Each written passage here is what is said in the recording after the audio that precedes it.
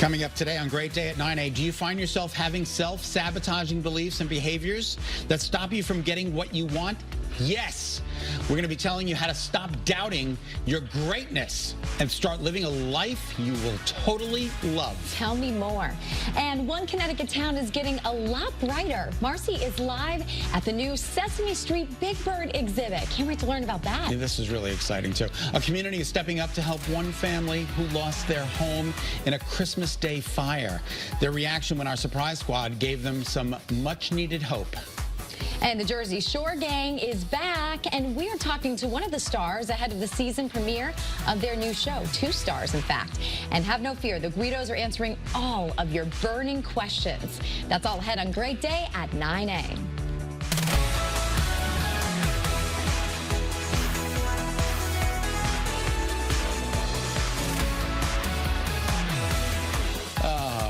Welcome. Welcome. It's almost Friday, right? You know what, Nicole? It's almost Friday. This Friday couldn't come sooner. I know. It's been a long week. It's been a week of weather. And you've been so busy trying to track what's going on. It's Forget the weather, the birthdays. They're coming out of the woodworks. I know. Tomorrow's noon show, there's not going to be any noon show because all we're going to have to do is run the birthdays. As I was saying earlier this morning, it's the age of Aquarius. This is the dawning of the age of Aquarius. Age of Aquarius. Sing it, Fifth Dimension. How are you? I'm great, thanks. Good. I had a great birthday. Good. Yeah, terrific. Yeah. What did you do? Husband cooked for us. Oh, nice. What did he cook? It was a stir-fry kind of thing. Beautiful. Like a stir-fry bowl, grain bowl. Like an asiasa bowl or whatever they call those things? No. Acai? No, that's more like a dessert. Acai. Yeah. No, it had, you know, like rice and beans. Sounds delicious. Yeah, it was really good. He's a great cook. So. He can cook for me anytime. All right, come over. Your chicken won't be cold like when I cooked for you that time. That was so funny. Nicole cooked the chicken for me. It was frozen solid. I made chicken parm. It wasn't frozen solid. You could bite through it. It was cold. All right. I was having a hard time trying to balance, you know, the sides that was and the main. That was in your apartment anyway. Now you got this grand old mansion that you live in, and the kitchen is huge. He's lying. And he's lying about the kitchen. But we can cook, and I'll be happy to try it again. All right. Let's get to the headline, shall we? Yes, we shall. There's a push going on in Hartford right now this morning to help more people become homeowners. Listen to this. The capital city has one of the lowest homeownership rates in not just the state, but the entire country. I believe it, because there's so many rental places. Yep. It's hardly any place to buy. Well, there's a new program that's going to help senior citizens with financing home improvements, and then there's another program that's going to be providing city employees with down payments held up to $10,000. So hopefully that'll give Hartford a little bit of a boost. Yeah, now this comes as the White House is taking on the fight to bring down the high cost of rent as well. The Renters' Bill of Rights is aimed at protecting those renters. It's going to allow the FTC and consumer agencies to investigate unfair rental practices. The Justice Department will also look at how information is shared in rental markets, and HUD will look at public housing rules. Yeah, right now the average renter is spending 30% or more of their income on rent. Can you believe that? That's pretty incredible. That's just to actually have a roof over your head. A roof over your head, 30%. That's incredible. And then 30% goes, I'm sure, to bills. And then what about food? Food. Another 10, 20%, and then you got like hardly anything left to save. Yeah, and what if your car breaks, or there are things that, you know, there's so many things unexpected bills that come up? Yeah. That's really tough. It's tough. So expensive right now. Unbelievable. This morning, Connecticut State Police have a new contract, and part of this deal is focusing on attracting more state troopers. So maybe this is a job for you out there. It includes a $3,500 bonus with 2.5% pay raises each year. Now, when the last contract was approved back in 2019, a strong majority of Republicans actually voted against it. But this year, there was hardly any opposition. And the contract is retroactive from July 2022. It's a difficult, as we always say, it's a difficult responsibility. But it is a very rewarding job to know that you're helping people and trying to keep everything safe. Yeah. It's not, totally digressing. A car passed me yesterday on 91. Probably doing 100 miles an hour, and it was almost on 2 wheels. Like, that's how fast this guy was going. And I was like, I wish there was a trooper right there and then to catch this guy because it's become unlawful on the roads. It really is a mess. So hopefully they'll hire some more troopers and get them out there. Yeah, but, they're hoping those incentives will, help bring in some good hires. And this statistic, today there are 877 state troopers, but 10 years ago there were more than 1,200. Yeah. We need Imagine people. that, yeah. I mean, there's a lot of the workforce retiring, obviously, but there's also a lot of people that who have been leaving. The pandemic has been so tough on those frontline workers, including, those who are EMTs, police officers, firefighters. So, it's like you said, it's a very tough job, but it's one that has to be done, and we need some good people. We need some good people. All right, we're switching gears here. The Yukon women are in Tennessee this morning after taking a trip from practice yesterday. The Huskies will play the Lady Vols tonight at 8 on ESPN. And it's always a big game for women's college basketball when these two teams meet. Again, they're going to play tonight at 8, so it's a game you want to tune into. Absolutely. And then the Yukon men's team just came up shy, losing to Xavier by a score of 82-79. Jordan Hawkins That's really close. Yeah, really close. Jordan Hawkins had 28 points for the Huskies, too. Their next game will be on Tuesday, January 31st, where they will play DePaul. Now, the Yukon men are 6th in the conference play, and the women are 1st. Did you ever go to a live Yukon basketball game? Yeah, a women's game. Women, me too. Yeah, it was great. I love basketball. See, so I'm not a huge basketball fan, but when I got into that crowd and I sat down, I was a huge basketball fan. I was like, you go, ladies. They're so I was impressive. like, I feel like the, I feel like a typewriter. You're never going to be bored at a basketball game. It's totally awesome. And you're never going to be bored with the weather either. I know, seriously. Constantly changing. I went out to get a Dunkin' break, and let me tell you, the sun was out in full force, sun glare. It surprised even me. I was like, whoa! Isn't it nice when the meteorologist actually gets to step outside for a change? Because we work in a cave, you know, in the studio. There's no windows in there. So I was like, wonder what's happening outside. Beautiful. Let's take a look at the Doppler. We've got a pretty good day of weather coming up for you. We finally get a little bit of a break from the early morning weather alerts for the next few days, which is just so nice. Early morning futurecast. Tomorrow's weather today shows a mixture of sun and clouds throughout the day today. There'll be more clouds than sun at some times. There'll be more sun than clouds at some times. But you will notice the wind today. It's out of the west, and that wind is going to make things feel a little bit cooler. Now, the temperatures are pretty much going to level off in the mid-40s. So let's take a look at the rest of the day. Temperatures again, 45. Nicole, we're supposed to be at 35. Again, this is supposed to be typically the coldest time of the year, right up until January 30th. The normal high is 35. So just a couple of more days, and then the temperature starts swinging up in terms of our averages. 43 by 3 p.m., and then tonight, temperatures dropping back into the upper 30s and low 40s. And then let's give them the 3-day right now. Clearing, windy. It's going to be windy today, so the wind is going to make temperatures feel like they're in the mid-30s. Partly to mostly sunny tomorrow. Cooler day tomorrow, but the wind relaxes a bit. Temperatures will be in the upper 30s, low 40s tomorroe. And then Saturday, partly to mostly sunny. Looks like a pretty good weekend of weather coming up, so I hope you can get out there and get married. I mean, I'm sorry, I read the prompter. Hope you can get out there and enjoy. Exactly. By the way, get married. Or get Maybe married. Getting married. There you go.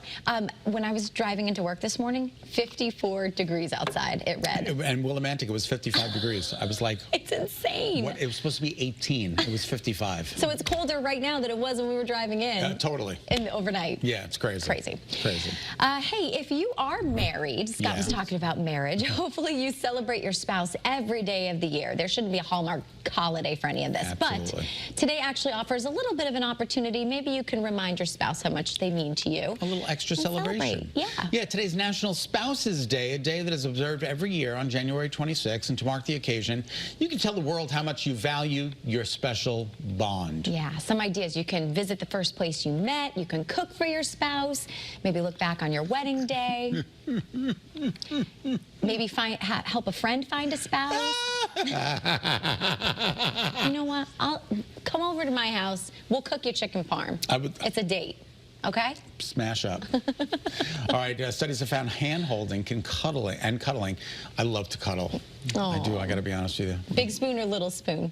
I like to both. I like to be both. Yeah, it can actually release hormones that leave both of you happy and feeling good. Yeah, the oxytocin gets flowing. I guess so. Even giving someone a hug for 5 or 10 seconds. Susan Raff is a big hugger. She's a great hugger. She comes come over here. Come over here. In the newsroom. Yeah, she'll find you. Come over here. She'll find you and she'll give you a big hug, and then we both go up to HR.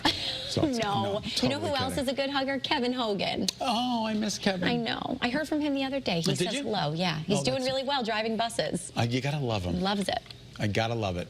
All right. All right. Across the country, there's a silent frustration that's brewing right now about an age-old practice that many say is getting out of hand. Tipping.